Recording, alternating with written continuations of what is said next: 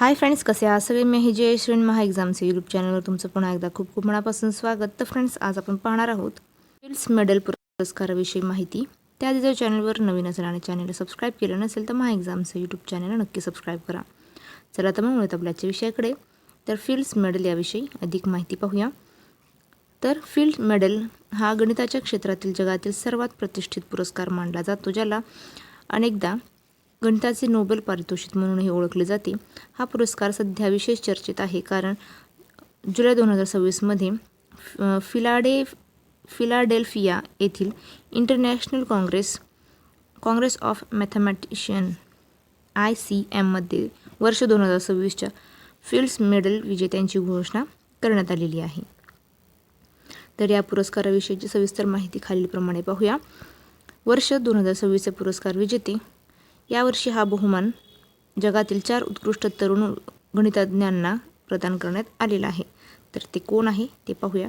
पहिले आहे Hong Wang, चीन अमेरिका.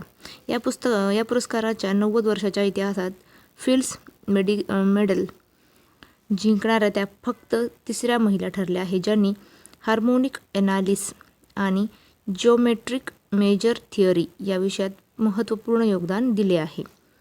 यू डेंग, चीन. त्यांनी आंशिक विभेदन समीकरणांवर संशोधन केले आहे. तर हाँग वॉंग आणि यू डेंग हे 1982 नंतर हा पुरस्कार जिंकणारे पहिले चीनी नागरिक ठरलेले आहे. तिसरे आहेत जॉन पार्डन, अमेरिका. त्यांनी सिम्प्लेस्टिक भूमिती आणि नॉट थिअरीमधील 30 वर्षे जुने कोडे सोडवलेले आहे.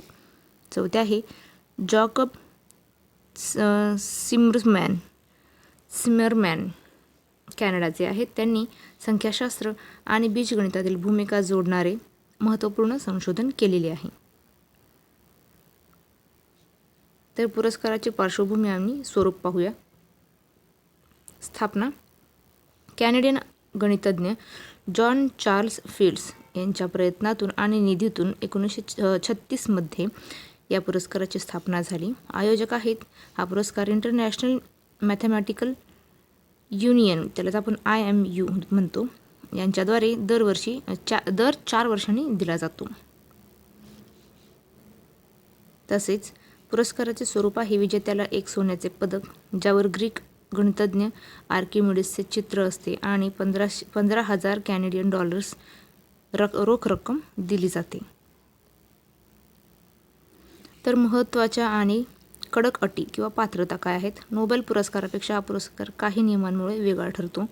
पहिला आहे वयोमर्यादा. हा पुरस्कार केवळ अशाच गणितज्ञांना दिला जातो ज्यांचे वय पुरस्कार मिळणाऱ्या वर्षाच्या 1 जानेवारी रोजी 40 वर्षापेक्षा कमी असेल.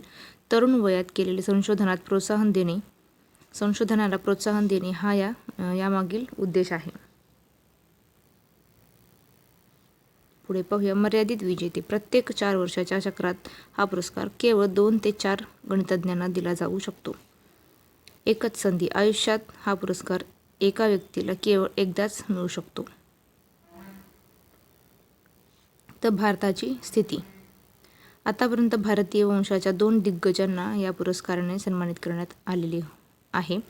पहिले आहे मंजुल भार्गव 2014 संख्याशास्त्रातील त्यांच्या अतुलनीय योगदानासाठी, आणि दुसरे आहे अक्षय वेंकटेश 2018 ॲनालिटिक नंबर थिअरी आणि टोपोलॉजीमधील संशोधनासाठी. गणितातील हे संशोधन कृत्रिम बुद्धिमत्ता AI, क्वांटम फिजिक्स आणि इंजिनिअरिंगच्या प्रगतीसाठी अत्यंत पायाभूत मानले जाते. तर फ्रेंड्स, थांबूया इथेच. पुढच्या व्हिडिओमध्ये.